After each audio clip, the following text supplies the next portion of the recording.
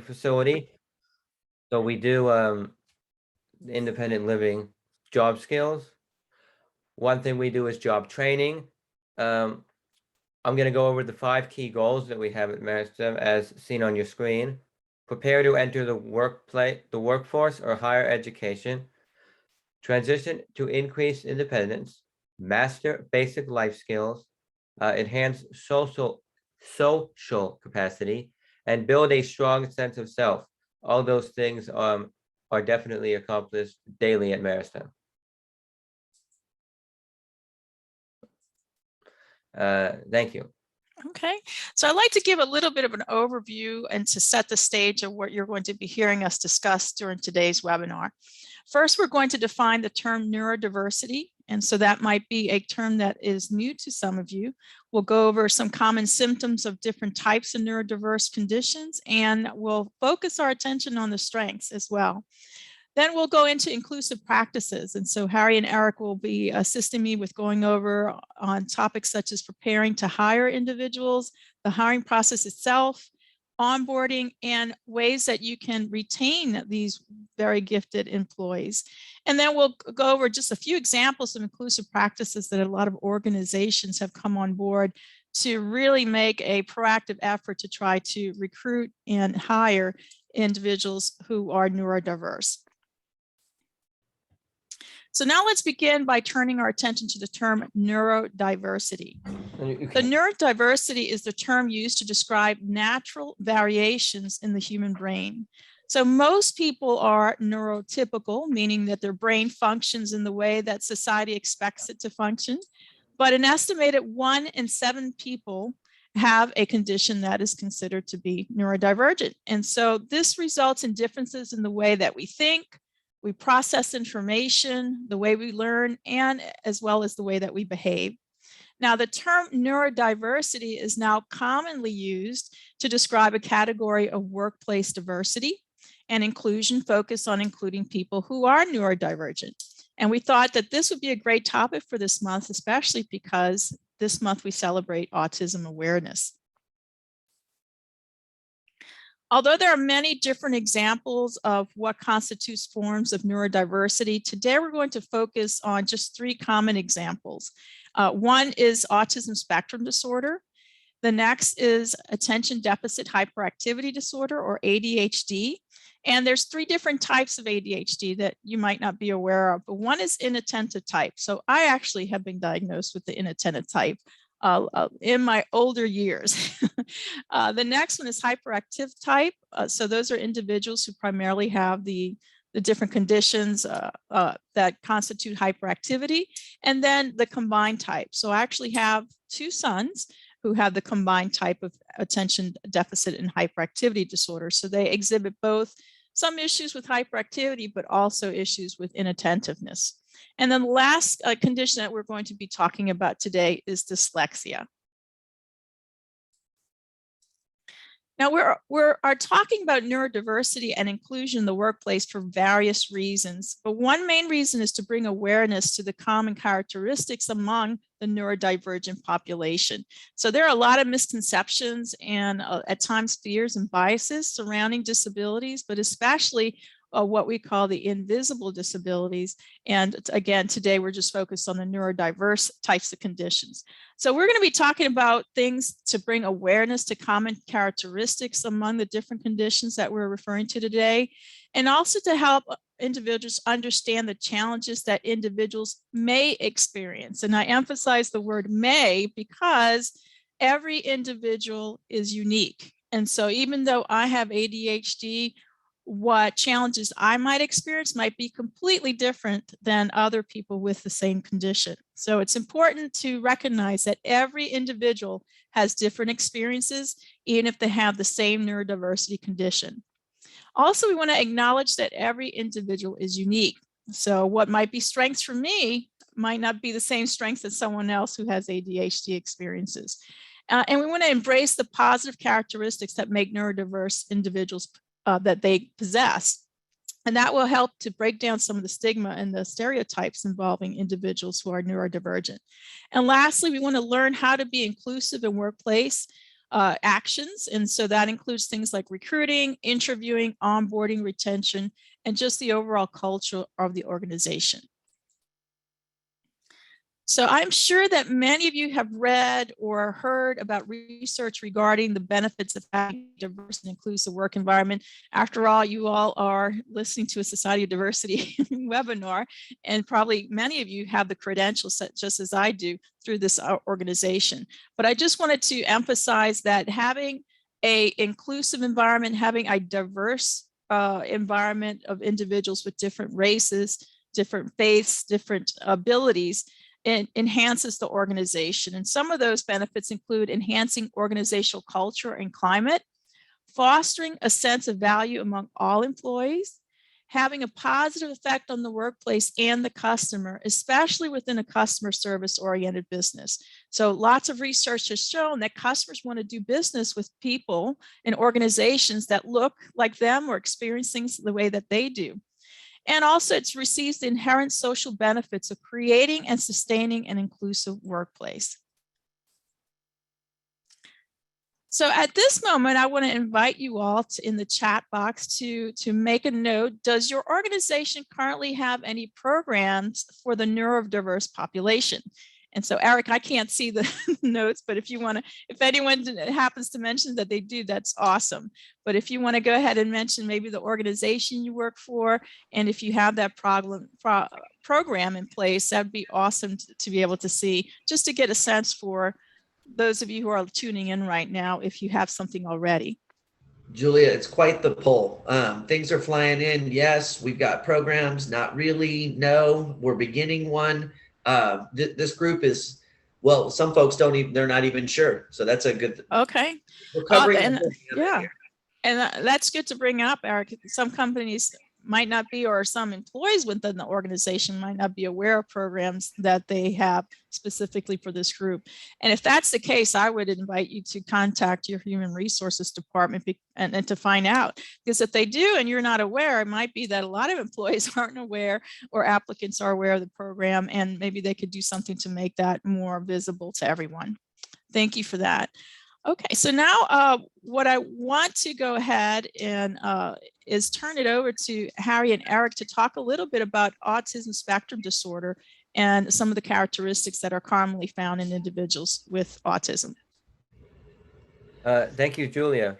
I would also invite anybody to, if you do have a hiring program, an autism program within your workplace, to say where you work if you feel comfortable, put your organization.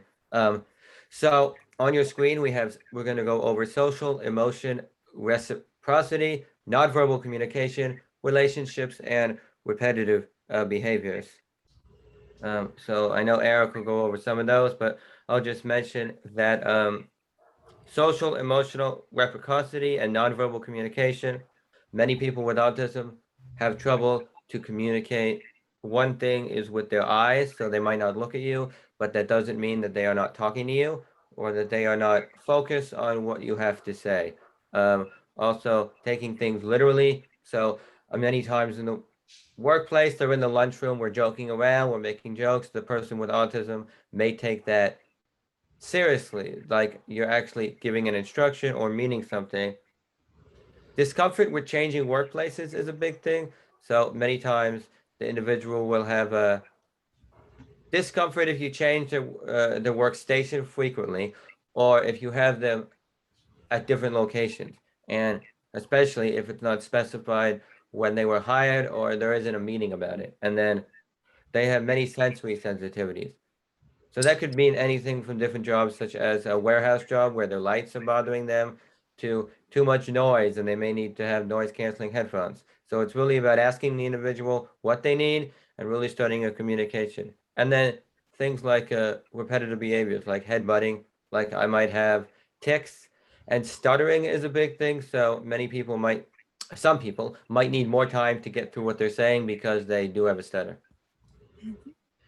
So, and I'll just add, thank you, Harry, for sharing that with everyone. And first of all, it's an honor for Harry and I to be here and be able to be a part of this. Thank you, Amber, for the invite. Julia, this is a big crowd. Wow.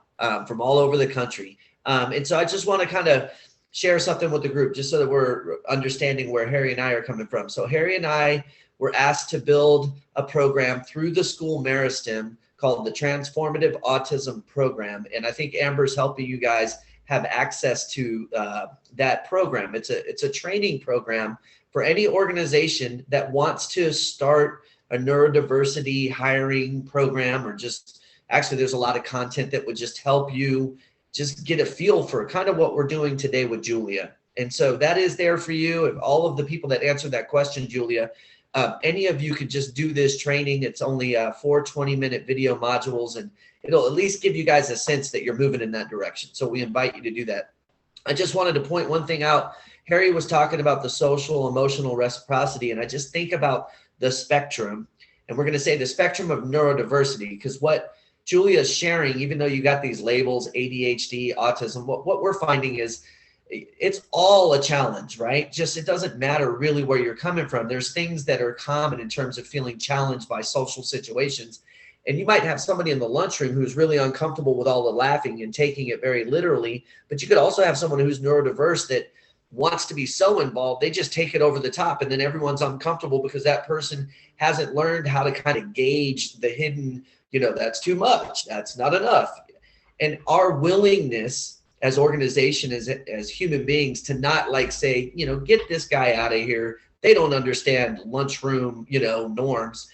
That's really what inclusion is can we find it in ourselves to just accept some of those nuances and do what we can to help this person feel as comfortable as possible, even develop relationships to say, hey, you know what, sometimes you get a little over the top and start laughing a little too hard, and that makes everybody uncomfortable. Most people that are neurodiverse say, thank you so much for letting me know, I'm going to try to bring it down a little bit.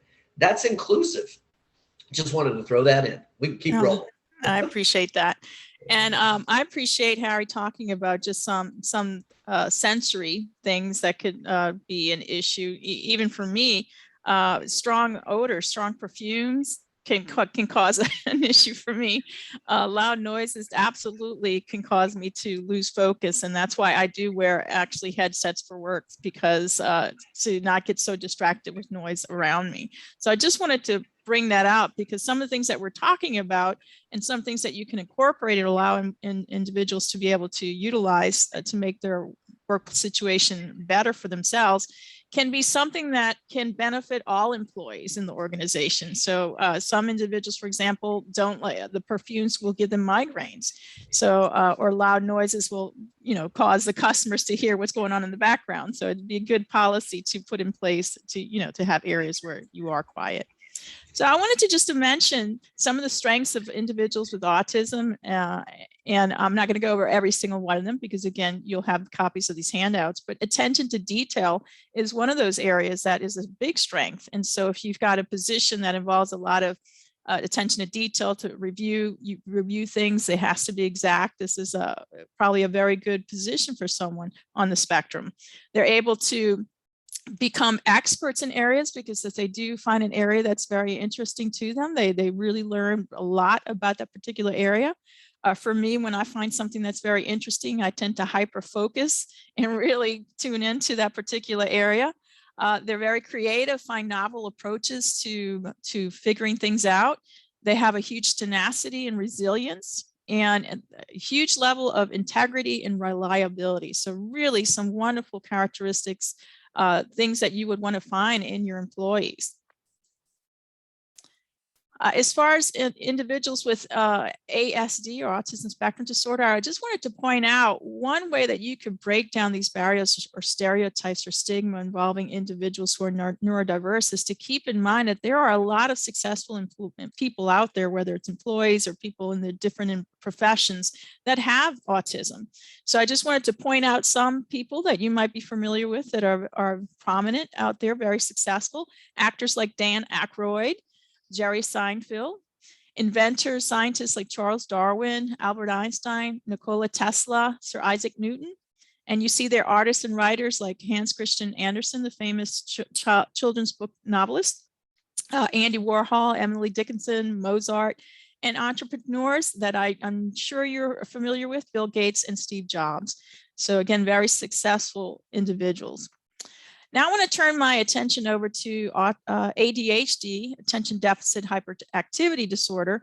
So again, it's important to note that these are common limitations that I'm going to be talking about for people with ADHD, but it does not it does not mean that everyone with ADHD has issues in these different areas. But the three main areas that could be an issue involve executive functioning, emotional regulation, and impulse control. So with executive functioning, we're talking about high-level mental processes or abilities that influence and direct more basic abilities like attention and memory, and cognitive abilities like the ability to plan, to organize, to strategize, to pay attention to remember details, and to start and stop actions. With emotional regulation, individuals with ADHD oftentimes feel emotions stronger than someone who doesn't have ADHD. So if you're anxious or if you're getting upset or if you're happy, you tend to feel those emotions stronger than the average person. With impulse control, particularly for those who have the hyperactivity or the combined type of ADHD, it could be that you find that they're interrupting people when they're talking. This is something that I've struggled with, and I was happy, like Eric said, if you point something out to someone who's neurodiverse that they're doing that could be bothering you, they appreciate it, because I actually had a friend that pointed out that I kept interrupting the conversations.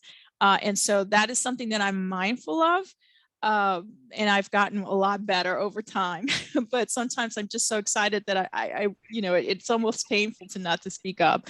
But waiting your turn, especially for younger people, children who have the hyperactivity, it can be very difficult for them to sit still and to wait their turn. But those are just some of the areas that could be an issue, not necessarily for everyone. Julia, can you go back to that slide real quick? Sure.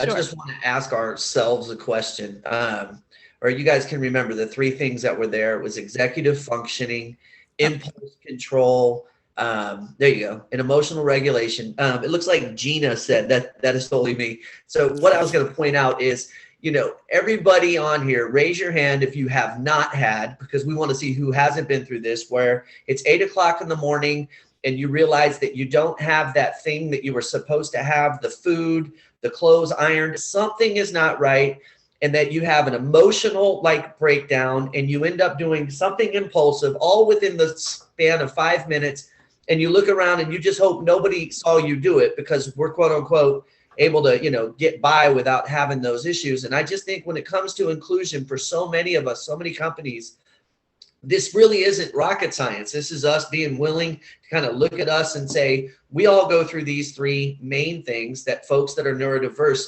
The thing is that neurodiverse folks oftentimes just have it more, there's a higher frequency of it, or they have a more difficult time kind of assessing it and figuring it out. But it's kind of like the cast the first stone line. You know what I'm saying, guys? Like, if we're just willing to recognize we all go through these things, and we're lucky enough to where we can manage them maybe a little bit better, it makes it to where we're way more willing to help somebody who is neurodiverse kind of get through those things, especially within the workplace, develop relationships with them, and maybe help them better handle their personal life. Like, they're looking to us a lot of times to, how do you handle this situation with a relationship, for example? And our willingness to be there for, basically our friends, our colleagues. So just wanted to point that out.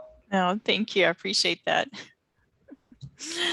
And here we see some strengths of individuals with ADHD: generous and compassionate, creative, imaginative, think outside the box. And this thinking outside the box has really helped me in my career, where I do have a lot of input when there's problems that companies are trying to solve.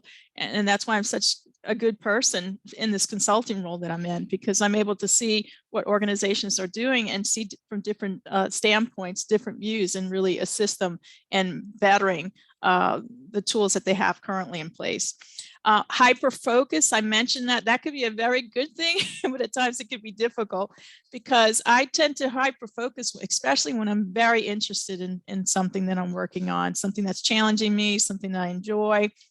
And before I know it, it could be like 2 o'clock in the morning if I don't pay attention. Because one thing I do struggle with, and a lot of people with ADHD struggle with, is time. And I remember I was going through a workshop with an ADHD coach, and I didn't realize that that's a common issue with people with ADHD, that they don't feel the sense of time that's moving along as someone who's not neurodiverse. And so she challenged us to close our eyes and to raise our hands when we thought 1 minute passed, and we were way off. So I do have things in place like clocks in front of me, timers on my phone just to keep track of time, because that could be an issue for me. But we're very resilient and proactive. So lots of strengths there. And then here you see some other well-known people with ADHD. Howie Mandel, the comedian and America's Got Talent judge. You've got here the second person, Simone Biles, U.S. Olympic gymnast. And she got a lot of attention last year, not just because she's a wonderful gymnast, but because she, in the middle of the Olympics, she did take a small break just to be able to take care of her mental well-being. And that caught a lot of attention, but in a positive way, where people started speaking up about, yeah, you know, I've got some issues too in that area. So kudos to her for being open and honest about that. Adam Levine, the singer, Justin Timberlake, singer, actor, and then here at the end, Michael Phelps, another US Olympic swimmer who's got ADHD. So one thing I did want to point out is a lot of people with ADHD. In fact, I saw a recent article that said about 50% of people with ADHD also have some type of anxiety disorder. So that is the case for me. I do have generalized anxiety disorder. And actually, I was diagnosed with that way before ADHD. For women, ADHD diagnosis oftentimes comes very late in life or never comes at all. Women are highly underdiagnosed with ADHD. But I just wanted to point that out because a lot of times anxiety can be an issue. Hey, Julia. Yes. I don't think you're seeing the comments, but it's just crazy because Gina, just 30 seconds before you shared what you just shared, talked about when her personal story behind diagnosis, and it was right in line with what you just shared. Oh, excellent. Yes, thank you for telling me. But I know I can't see the comments because of the view that I have right now, so I appreciate that. Yeah. You know, and I don't like labels, just to throw this in, and I'm sure Eric and Harry could attest to that too. I don't like for someone to see me as a person with a disability who has this and that disorder. But I will tell you, when I finally got diagnosed, I was like, oh, thank goodness, especially when I got into coaching groups and support groups for people with ADHD and heard that they were experiencing the same things that I was going through. Wow, that really at least made me feel that I wasn't some oddball out, right? So just having that community and then people being able to share what works for them has helped me tremendously. So I just wanted to point that out. So dyslexia here. So dyslexia is a term that refers to difficulty in acquiring and processing language that is typically manifested by the lack or proficiency in reading, spelling, and writing. So people who have dyslexia often have issues with reading, word coding, oral reading, fluency, and spelling. So something to point out, since we're talking about being inclusive, if you're having a meeting, it's not a best practice or the most inclusive practice to call out someone and ask them to read out loud in front of other people. Why? The same thing, I do some teaching with children at times, and I realize that some people are just poor readers, and it could be because they have a learning disorder or they have dyslexia. So asking for volunteers is the best approach in that sense. Oftentimes they struggle with organizational skills, planning and prioritizing, keeping time, just like I have that issue, concentrating with background noise, which is common for me as well. But here are some wonderful strengths of people with dyslexia: seeing the bigger picture. They often see things more holistically. They miss the trees, but they see the forest. Finding the odd one out is also a strength of people with dyslexia. They excel at global visual processing and the detection of impossible figures. So those with dyslexia are better at identifying and memorizing complex images, and they're often excelling in jobs that involve a mastery of science. In fact, one piece of information that I learned recently I found to be very interesting is that over 50% of NASA employees are dyslexic. I thought that was interesting. So they've got good spatial knowledge, sharper peripheral vision. They often are finding themselves in business entrepreneurial positions, highly creative, Again, that thinking outside the box and problem solving is a huge strength. And here are some well-known people with dyslexia, and you'll notice that some of these people made some of the other lists that we looked at, but the actor Orlando Bloom, Tom Cruise, the artist Leonardo da Vinci, Walt Disney, Jim Carrey, Albert Einstein, John F. Kennedy, George Washington, John Lennon, Steven Spielberg, Whoopi Goldberg, and Keira Knightley. So we've got actors, we've got writers, we've got scientists, business people that were very successful. So here, if we could just take a moment here, if you want to share a personal connection to someone that is neurodivergent. So if you want to just put in the chat box, and again, I can't see it, but Erica, let me know. Do you or someone you know, since we've gone over at least these 3 different types of neurodivergent conditions, do you know someone who's neurodivergent? And that could be yourself, it could be someone in your family, it could be a coworker, someone you came across. Just curious to see how many of you, after hearing what we've talked about so far, know someone who's neurodivergent? Again, so much. We could just print this whole chapter. Okay. Well, my take on this, Eric, is if you're saying no, the chances are you probably do know someone, you just don't know that they are neurodivergent. So I didn't come out with being neurodivergent until about 2 years ago, and I'm in my early 50s. So just to let you know. So it's very possible, more probable, that you know someone who's neurodiverse and you just aren't aware of it. No. Julia, just to make sure, absolutely 0 no's are coming up. Okay. The board is flying with Okay. very personal connections. Some of it is, I am neurodivergent, and some of it is, this is somebody very close to me. Some of it is both. Yes. Yeah. And for those of you who are self-disclosing, thank you for that. I started self-disclosing when I saw so many trainers at conferences that I attended, oftentimes attorneys and people in human resources at large national conferences, speaking in a way that was not appropriate about people with disabilities. And I said, as a person with a disability, and as a mother to children with disabilities, as a wife to a veteran with disabilities, I need to become a voice and to tell people, educate people in the right way about these disabilities. So thank you for doing that. So now I want to turn my attention to some inclusive practices. So a best practice in building an inclusive work environment is for the neurodiverse population to prepare the organization for success. So I'm going to go ahead and turn this over to Eric to talk about some of these principles that they cover in the TAP program that they mentioned. Yeah, this has been amazing. Just following the chat, and somebody had asked earlier, are we going to have a chance to talk? And our goal, everybody, is to kind of get through the content and then definitely position us to have a conversation. So yes, and we're going to stay longer than the 1 hour. So if anyone wants to stay on. Mm-hmm. So the transformative autism program, which we should change to transformative neurodiverse program. The number one thing that we start our training with is, how do you prepare as a company? And what's happening right here, right now, is the most critical part of that. And that is, have a conversation within the company. Hopefully it can be comfortable. For some reason, this feels so comfortable, just everybody together, and ask the question, who knows about neurodiversity?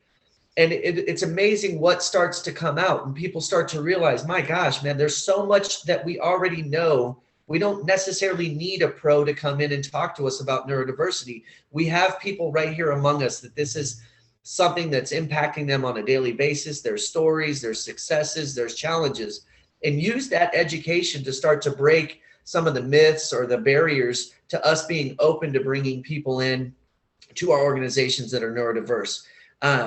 Once that's done, then we start getting to work, right? And so in our first module, what we share in terms of being prepared is just like what's going on here. Let's just say everybody at this, our little gathering here today, we decided to form a company. We would want to pick somebody to be the champion of the neurodiversity program so that we had somebody to kind of flow through, right? Hopefully we all are on board. We need the highest up on board, everybody in the mid, down below, but we want somebody to be the champion that we can flow this program through. building a group, a committee to kind of be behind this neurodiversity inclusion effort. And then last but not least, obviously, one of the specific things, and I think Harry had mentioned this earlier, when you look at your actual workplace, there are specific things that we can do, all of us, to make our workplace more conducive towards somebody who's neurodiverse. But then I want to go back to what Julia said way back when, and to assume that somebody who's neurodiverse doesn't like perfume, that's a bad assumption. There could be plenty of neurodiverse people that have no issues with perfume. So let's not outlaw perfume. Let's just be ready and open to receive somebody who's willing to disclose that they're dealing with some neurodiversity stuff. And that person might say, you know what, I have a really hard time with odors. So as a team, let's see what we can do to help that person not get overwhelmed by odors. But we don't need to look at it like, okay, everybody stop everything that is smelly. I don't even think there's a neurodiverse person on the planet that would want everybody to do that anyway. You know, what is inclusion? It goes both ways. The person that's dealing with these things, they don't necessarily want to stop anybody from doing anything. And so it goes both ways.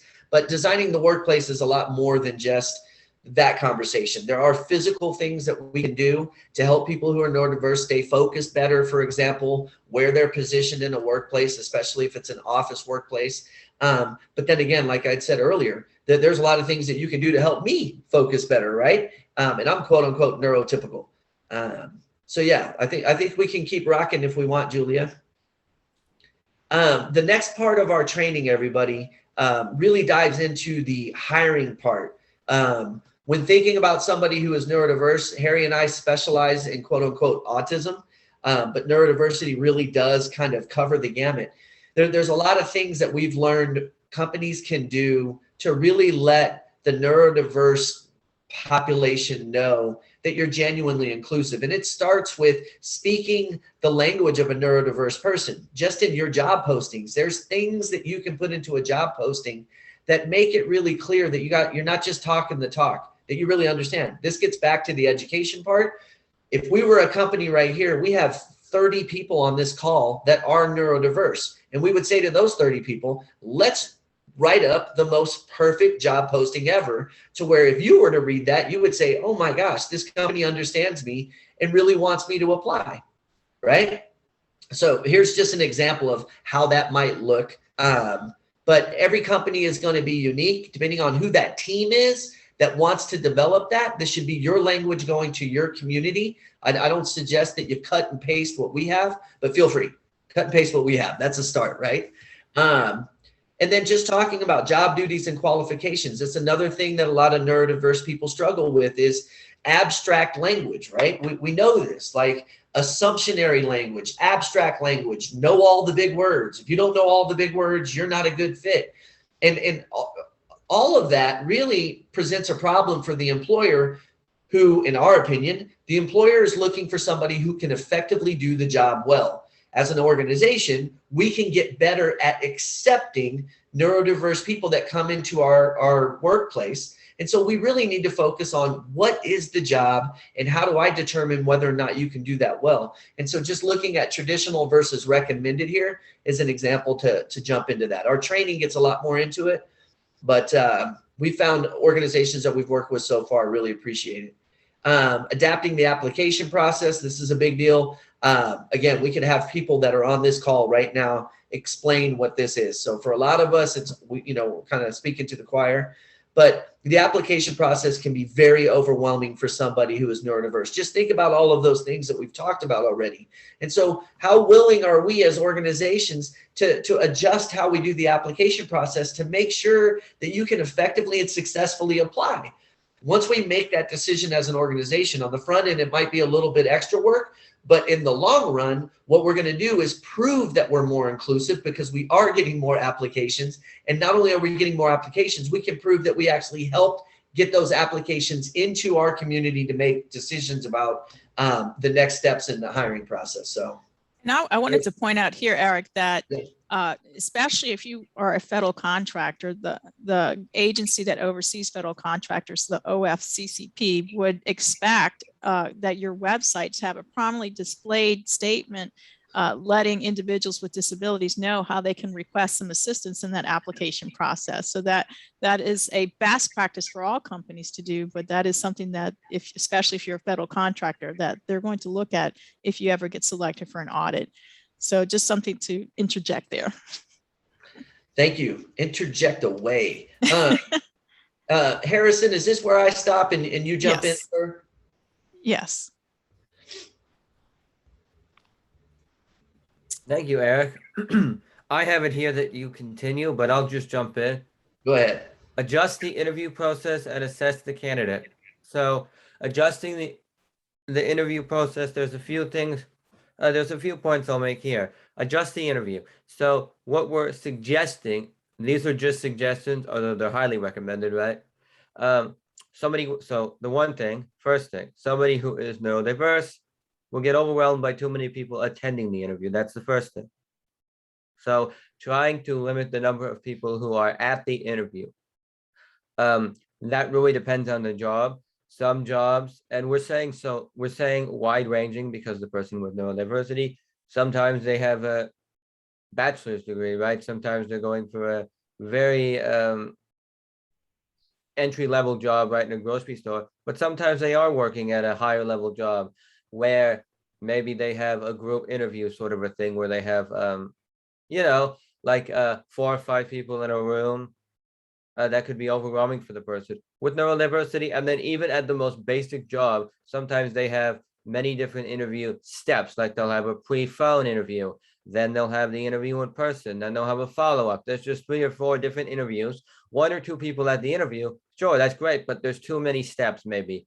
So that's the first thing. And sort of going along, combining, adjusting and assessing right there. What we talk about in the Marister method is see the interview, explain it and see it. We'll get to this maybe later on, but it's basically like a demonstration interview, a skills demonstration. So you can explain it and show it. So I use the example that we have in our training of working at a cafe and cutting. Well, we use the example of cutting a potato with our executive chef. Gives the example, explains it, how to cut the potato. Then while explaining it, he also shows how to do it right there in front of the individual, right? And then watches as the individual does it and can offer feedback. So say it, do it, and then review it, sort of a thing. And that could really be helpful. Yeah, we found that really helpful. It could be in addition to the interview, or the interview could be more of a conversation. We also say that in the interview, have it more like a conversation. Don't have a lot of gotcha questions. A lot of times in the interview, they like to ask questions to see if people can react on the moment. One thing that we found helpful, emailing the applicant the interview questions ahead of time so that they could be prepared, limiting those gotcha questions. And whatever you have emailed to the candidate that's going to occur, try to keep to that as best as possible. And then the last thing I'll just say is, if there's going to be more than one person interviewing or more than one person involved in the number of interviews, have everybody on the same page, that so they all make it as easy as possible. And I think Eric's going to go over the job offer now. Well, and thank you, Harry. I just want to throw in personal thing about the term easy. I personally don't think any of this is easy, folks. I think that it takes a great deal of effort and willingness amongst people to buy into the process. And once you do that, it can become easier over time to be a genuinely more inclusive community. But on the front end, what Harry and I are bringing to you, and Julia, and a lot of you already know this because you're doing it in your own respective worlds, it does take effort. I would say it's simple because it's kind of like, hey, are we just doing this? Like Harry had mentioned earlier, don't put a lot of people into an interview process. That's pretty simple, right? But if you have a lot of people at your company that feel like they have to look the applicant in the eye and judge them and then have a quiet conversation behind the, closed doors, and, I didn't really get that person's vibe or whatever, that there is work that needs to be done to say, all right, what we've been doing traditionally is going to make it very difficult for us to be as inclusive as what we were talking about in this training. So I'll just jump in a little bit on the job offer, something that we were able to put into our training and then actually do multiple times to figure out, are we just writing a cool manual, or is what we're suggesting genuinely helpful? The job offer and being super specific in what you are sharing with the candidate that you're offering a job. And again, getting back to the no assumptions, looking at the language and making sure that the language is very black and white, and then providing the person that you've given that job offer an opportunity to really talk to you about the content of that job offer before they come in. What we have found overwhelmingly is a lot of neurodiverse folks don't just look at that and go, yeah, whatever, I'm just going to sign, which a lot of people do that, right? Just whatever, it's a job offer, I'm going to sign and move on. A lot of folks with neurodiversity need that time to review it with somebody, to go through it and ask questions. Spelling it all out, especially helping them understand what they're going to be walking into on day one. And what we recommend is not only in written form, but a conversation as well. And that conversation can happen on the phone, on Zoom, face to face. But yeah. Well, that's a best practice across the board. I recently moved to Biddle earlier this year, and I was very impressed that they did exactly what you're suggesting. They gave me an offer letter that pointed out what benefits I would be taking, who I would be reporting to, what my duties involved, how, what my starting pay is, how to become eligible for promotion or increase in pay, and gave me opportunities to discuss that letter with me. And I really appreciate it. So these are best practices just all around, at least offering that. So now let's talk a little bit about onboarding here. The first day checklist, I know, Eric, is one of the things that you point out, but again, I am fairly new with Biddle Consulting Group, and this was one thing that they did very well. One thing that you all recommend as well in your program is to not start a new employee, if you can help it, with working 40 hours a week off the bat. So that is actually something they did with me, is they transitioned me into working a full load, and didn't do that right away and overwhelm me with that. So they told me exactly who I would be talking to each day of the week, and they what each of those conversations would entail, and agendas of what was going to be covered, and that was very helpful for me. So if you wanted to chime in and add anything to that, Eric, about the first day checklist. Well, first of all, I want to mention that Kiva, I'm not sure your name, but you had mentioned in the chat onboarding, and so we feel validated that we knew that we needed to get that into our training. This is the third module of our training, is the onboarding process, and really trying to help people understand that for a lot of us, right, we go into a new job and we're kind of expected to just deal with whatever is thrown at us, right? So the company's amazing and they do a phenomenal job and we're all like, oh my God, this is great. Or the company is not amazing. We don't understand the training. We don't know anybody. Nobody's introducing us to the right people. It's super uncomfortable. It's very hard to live through. But for many of us, we're supposed to just, just get through it. And what our training is trying to share, and again, this gets back to what a lot of you have said, if we do this across the board, company-wide, every company for every person, it's going to be a much better workforce in general. But what we are really emphasizing is that folks that are dealing with neurodiversity, a lot of times these suggestions, if not implemented and not honored, right? Because you might have a beautiful first day checklist and it looks phenomenal and it says this person is going to be with you at 10 a.m. Well, you actually need to make sure that this person is with me at 10 a.m. because what we have found is overwhelmingly those first 30, 60, 90 days, if the person that's dealing with neurodiversity can't trust that the process that they're being told is going to happen happens, they can get so uncomfortable and just say, this can't work for me. And then we all wonder, why are we struggling with having a more inclusive workplace? So these suggestions that we give in our training, overwhelmingly, I think every company wants to do them. And we're just asking as a work committee, make sure we hit the mark with our folks that are neurodiverse. And a lot of times, like somebody had asked a question earlier, Julia, that we'll have to get to, like, how do companies even know that you're neurodiverse, right? Mm-hmm. Well, the best solution to that, the most ideal, is let's just do this stuff no matter what for everybody. But that is so ideal. It's on the verge of utopian.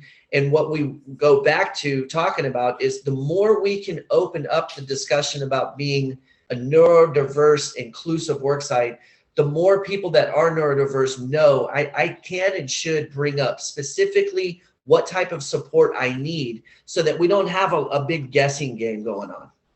But yeah, let's table that question because I would love for us to get to it at the end here. That's definitely worth talking about. So can you talk a little bit about the progress to probationary period? So you did talk about the 30, 60, 90 days, and those benchmarks are very important. So I'll just give one key thing, folks. Another thing that what we're sharing is good for everybody. Another thing that we have found is that folks that are dealing with neurodiversity, feedback sessions, like actual opportunities to talk about what's going on, whether or not they're dealing with a lot of success or challenges or barriers, all of that is important, but the consistent feedback sessions are critical. And really the probationary period is us saying to every employer, don't miss these feedback sessions. The neurodiverse person needs that time to reflect on what's working, what's not working, to let you know if they're feeling overwhelmed, to let you know if they feel ready to take on that next thing, instead of just feeling compelled to say, yes, I'm ready, when down deep they don't feel ready, or they want to ask for something else, but they're not sure how to do it. And so those feedback loops, those feedback sessions, for some folks that are neurodiverse, they need it once a week. Some need it once a month. It just depends. Again, this gets back to the individual. And having very specific benchmarks for all of it. Specific, again, gets rid of all of the arbitrary stuff that we deal with a lot of times in our workforce community and makes it very specific, measurable. I think we even mentioned that in our next one. Yeah, and I would chime in to say, as part of the onboarding, go ahead and set up the 30, 60, 90 already on the calendar, put it on the calendar. It really is important. And I find a lot of organizations really miss this in general with their employees. And we see a mass exodus of employees right now. People are not staying and they're finding jobs elsewhere. But if you can engage with them and let them know how they're doing, feedback is so important. And if you are an individual that deals with anxiety like I do, not having feedback can actually increase the anxiety because you're wondering, am I doing my job well? I haven't heard anything, but sometimes when you don't hear anything, you start to wonder, does that mean I'm not doing so great? So that's important. And then lastly here, as far as onboarding training, so what would you like to add about training? I mean, I really don't know. I think that we're just kind of repeating it at this point, but again, I know a lot of us go through the whole, I want more training or I want less training or I just whatever. I just want to keep my job and keep going. And again, we're really making it clear to those that we're working with through this training that not only do folks that are neurodiverse need and want all of the training that there's overwhelmingly, right? There are some neurodiverse folks that are like, don't train me, I know everything or whatever. But the overwhelming majority truly want that training because they want to make sure that they understand what you expect as the employer. That level of integrity and hitting the mark. But we also really emphasize in our training, there's a specific way to make sure you're getting the content of training over correctly to somebody who is neurodiverse. And this gets back all of the slides that Julia had shown earlier, where she was showing the different things that folks with dyslexia and ADHD and those kind of things go through. Well, our suggestion and our training, if folks are willing to follow that suggestion on how to go about training somebody, you're covering all of those different challenges that people might get through. And then ultimately, and I think that Julia mentioned this earlier, the strategy of, hey, will you repeat back to me what I've trained you or what I've shared with you, the information I've given you? Can you give that back to me? Because I want to make sure that you're comprehending what I've asked for. Demonstrate it to me, send it back to me in an email, tell me over the phone. And a lot of times for one reason or another, some of us don't feel comfortable asking people to do that. It's like, oh, I might come across like I'm saying you're not smart. And we're trying to say, let's get past that thing that stops us from doing the next right thing. Let's check in and let's ask for understanding. So. Very good. And talk to us about retention, because that's something that a lot of times people don't think about. What can we do to keep these employees that we've worked so hard to attract and hire? Okay, so sorry, I was just looking at a comment from Shirley. Anyway, again, just getting back, I feel like I'm just repeating myself. We all know how retention is critical, right? The more time we spend trying to get employees and keep them forever, and then they don't stay, and we ask ourselves, what can we do better? The employee success plan, that's just one way of saying whatever my annual review system is. And we've shown that folks with neurodiversity, the more dialed in you are with that system, the greater likelihood that they stick around long term. But guess what? More companies that do that with all of their employees, they find that they have higher levels of retention. Of course, how we deliver our employee success plan, just to use what's on the screen, how we have that conversation with our employees does matter, right? And so if I am truly being an inclusive employer, I realize that the person that I'm meeting with today is super different in terms of how they receive information. And so I'm not going to impose one style of communicating this success plan or my annual review plan. I'm not going to do it the same way with this person, because I've actually taken the time to learn, how do they need this information? How should this review go? What way does the feedback happen? For example, this is a good example. There's certain people on your team that are neurodiverse that really need that document one whole week before you sit down with them and talk about it. They need that whole document to go through it and review it and think about questions they have, and just to really be prepared to walk in and have that conversation. And if you're willing to give them that week, first of all, if you're able to find that out through genuinely being inclusive, you give them that week to prepare for that big employee success plan meeting. They are going to find more value in that opportunity than anything else that you might throw their way. This next little bullet talking about SMART, I assume that most people on the call know about SMART goals. Are they specific? Are they measurable? Are they actually like attainable? Like, hello, let's not set somebody up for something that isn't attainable, right? And attainable and reachable are the A and the R, kind of similar. And then you have T. So I need to know, and it's funny, right? Because we were talking about, a lot of people on this call have a whole lot of calendar stuff going on, and stopwatches and timers and all that kind of stuff. Like, that's across the board. We need to make sure that there's a time limit, and we need to make sure, again, getting back to inclusion goes both ways. This whole thing about neurodiversity and having any thought of, I need to quote unquote be more charitable towards the neurodiverse person, that's an absolute killer. I mean, that's very personal for me to all of you, but that's not what neurodiverse people want. They don't want an extension. They want systems built of support to make sure that they can hit whatever that timeline is, the same somebody else would that maybe doesn't need those extra supports. And so making sure that we put those supports in place to help the various timeline benchmarks be met. I'm going to shut up. I just keep going. Harry, share with everybody. Guys, not to I know. cut you off. We're running out of time. Right, Hi, but Julia and Eric. Hey, not to cut you guys off.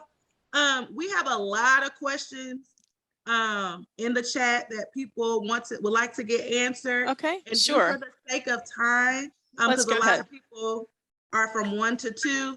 Go ahead. Can we go ahead and start the Q&A? Absolutely, absolutely. immediately I wrote down, so Thank you. is that okay if I just go for it? Oh, well, Amber, did you have some questions lined up that you want to? I've written down a bunch of them. Okay, No, Go some of the members, just to make sure that they are able to get their questions answered, because I see a few people are jumping off. So I okay, want to make go sure ahead. they get their questions answered. Okay, Perfect. And then if you do jump off, I'm going to mention your name anyways, just in case you're still here. But okay. Montez Lane Brown, you asked examples or types of programs appropriate without calling a person